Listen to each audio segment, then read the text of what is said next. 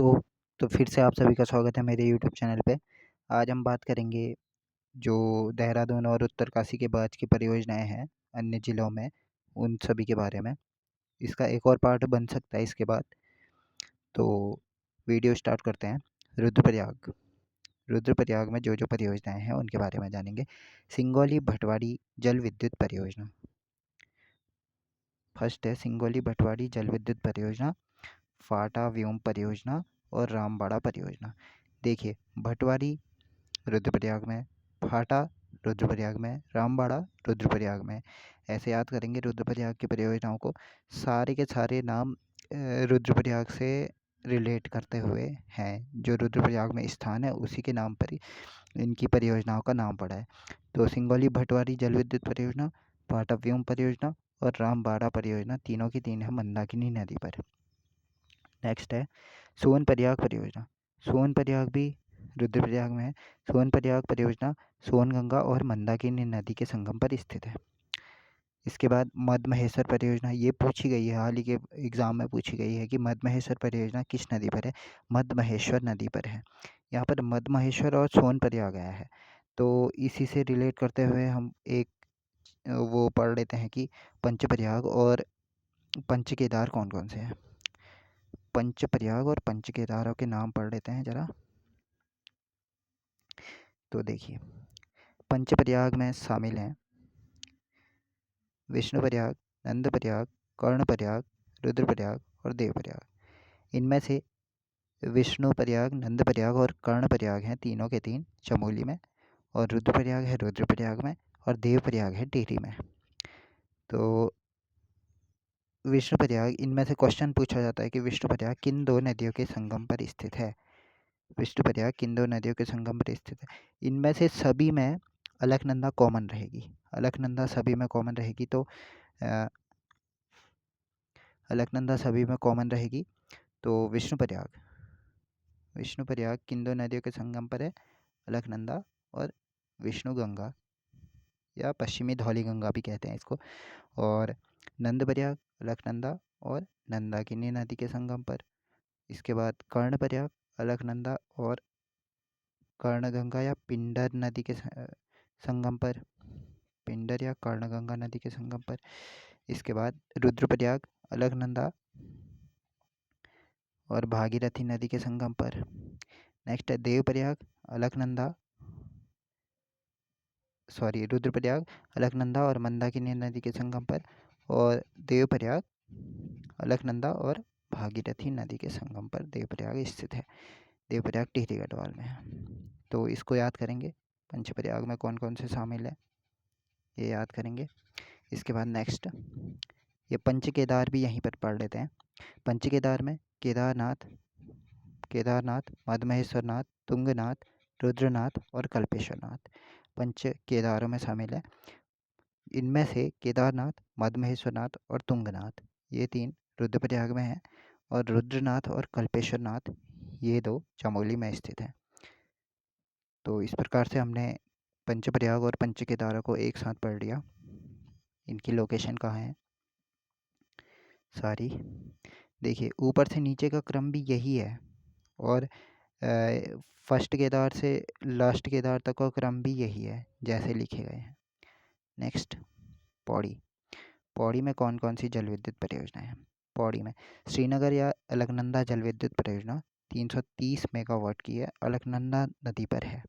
उत्सायु बांध परियोजना कहाँ है, पौड़ी गढ़वाल में है। कितने मेगावाट की है, 1000 मेगावाट की है, और अलकनंदा नदी पर स्थित है।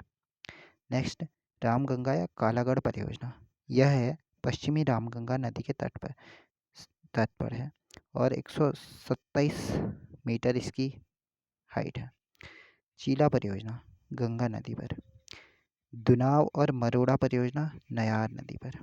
देखिए, अब देखते हैं कि इनमें से चीला परियोजना इम्पोर्टेंट हो जाएगा, क्योंकि हर लोग कोई लोग ऐसे समझेंगे कि गंगा नदी पर है तो यह हरिद्वार में स्थित होगी, पर इसे याद करना पड़ेगा आपने। चीला परियोजना है गंगा नदी पर, पौड़ी गढ़वाल में। तो नेक्स्ट, हरिद्वार की परियोजना के बारे में बात करते हैं। मोहम्मदपुर पावर हाउस कहाँ है, हरिद्वार में है। और गंगा पर स्थित है। आज़ादी से पूर्व इस परियोजना का निर्माण हो गया था। पथरी पावर हाउस, ये भी पथरी जल विद्युत परियोजना, ये भी गंगा नदी पर है। हरिद्वार की जितनी भी है गंगा नदी पर है, आज़ादी से पूर्व बन गई थी। भीमगौड़ा बैराज भी है हरिद्वार में। ये क्वेश्चन पूछा जाता है कि भीमगौड़ा बैराज कहाँ है, हरिद्वार में स्थित है। देखिए यहाँ पर मैं बात कर रहा था, चीला परियोजना गंगा नदी पर है, तो लोग सोचेंगे कि गंगा नदी तो वहीं बहती है, कहाँ, हरिद्वार में, तो हरिद्वार के साथ जाना चाहेंगे लोग, तो इसे याद करना पड़ेगा। चीला परियोजना गंगा नदी पर स्थित है, पौड़ी गढ़वाल में। नेक्स्ट, चमोली। चमोली की जल विद्युत परियोजनाओं के बारे में बात करते हैं। विष्णुगार पीपल कोटी जल विद्युत परियोजना किस नदी पर है? अलकनंदा नदी पर है, और कहाँ है? चमोली में है। तपोवन विष्णुगार परियोजना, लाटा तपोवन जल विद्युत परियोजना और मलारी झेलम जल विद्युत परियोजना, तीन की तीन परियोजनाएं हैं पश्चिमी धौली गंगा नदी के तट पर। देखिए, विष्णुगार पीपल कोटी, अलकनंदा तपोवन विष्णुगार और लाटा तपोवन और मलारी झेलम, ये तीन के तीन पश्चिमी धौली गंगा नदी में स्थित है। गौनाताल परियोजना, गौनाताल विधि गंगा नदी पर स्थित है। गौनाताल को विधिताल भी कहते हैं, तभी विधि गंगा नदी पर स्थित है। देवसारी और मेलखेत परियोजना, यह है पिंडर नदी पर स्थित है। उर्गम परियोजना, ये भी पूछी गई है हाल ही के पेपर में। उर्गम परियोजना किस नदी पर है? कल्पगंगा नदी पर।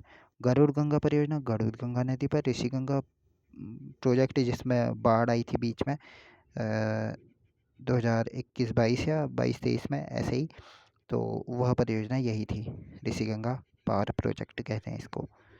नेक्स्ट, इस टॉपिक की सबसे महत्वपूर्ण टिहरी गढ़वाल की जो परियोजनाएं हैं वो हैं, तो देखते हैं। टिहरी में सबसे फर्स्ट में टिहरी बांध। टिहरी बांध कैसा बांध है? फर्स्ट में ये आता है कि क्वेश्चन, टिहरी बांध कैसा बांध है?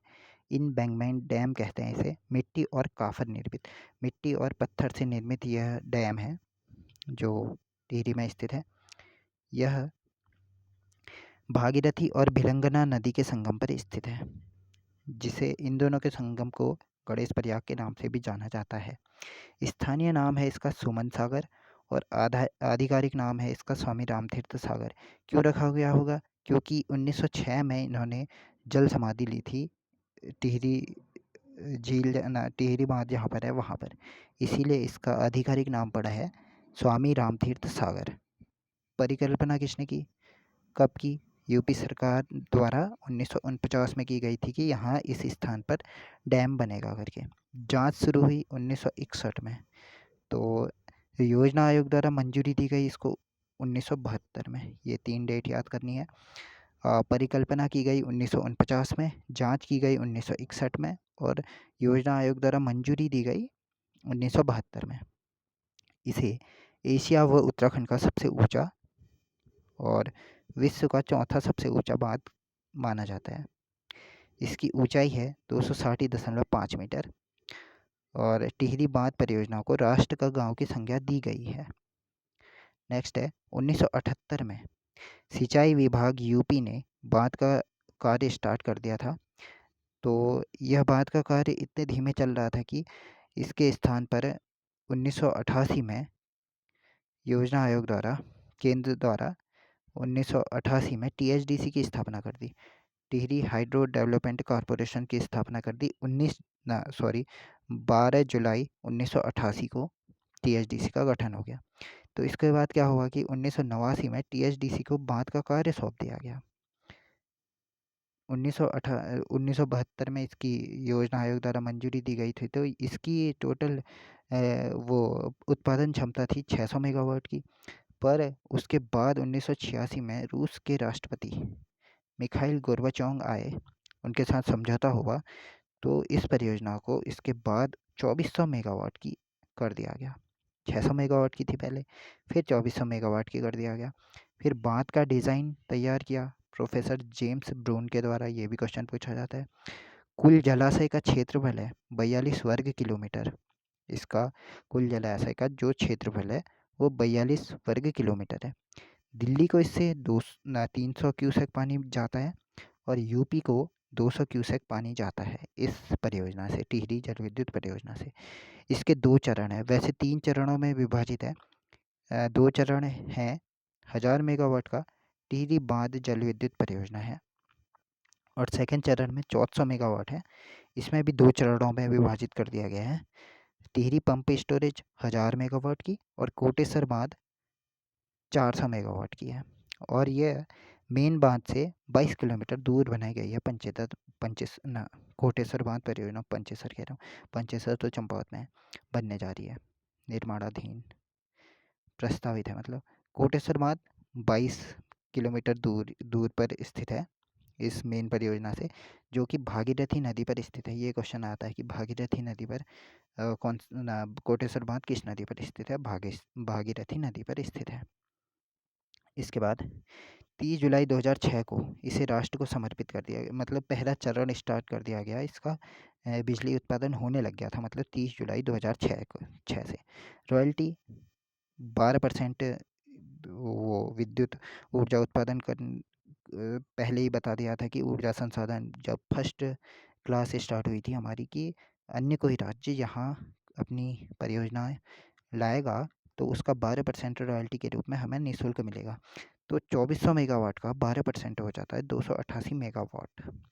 इसके बाद नेक्स्ट 1906 में ये बता दिया था आपको, 1906 में स्वामी राम तीर्थ ने यहाँ जल समाधि ली थी टिहरी बांध में। सर्वप्रथम टिहरी बांध के विरोध में कमलेंद्रमती शाह ने आवाज़ उठाई थी। ये टिहरी की रहने वाली थी। 1988 में विद्यासागर नौटियाल, वीरेंद्र सकलानी और सुंदरलाल बहुगुणा द्वारा बांध विरोधी समिति बनाई गई। इसमें उसके बाद सुंदरलाल बहुगुणा ने 1991 में 76 दिन तक धरना दिया था टिहरी बांध के विरोध में कि टिहरी बांध न बने करके। इन्होंने गंगा सागर से गंगोत्री तक साइकिल रैली का भी नेतृत्व किया था। ये क्वेश्चन पिछले एग्जाम में पूछा जा चुका है यूकेपीएससी द्वारा, किसने गंगा सागर से गंगोत्री तक साइकिल रैली का नेतृत्व किया? सुंदरलाल बहुगुणा ने। तो टिहरी बांध हो चुका है। कोटली भेल परियोजना, यह है 1000 मेगावाट की, गंगा नदी पर, टिहरी गढ़वाल में। भिलंगना जल विद्युत परियोजना भिलंगना नदी पर, और कोटा बूढ़ा केदारनाथ परियोजना भिलंगना और बालगंगा नदी पर। इसी के अनुसार टिहरी गढ़वाल का जल विद्युत परियोजनाएं कंप्लीट होती हैं। तो क्लास भी कंप्लीट होती है। नेक्स्ट वीडियो में मिलते हैं नेक्स्ट परियोजनाओं के साथ। Thank you.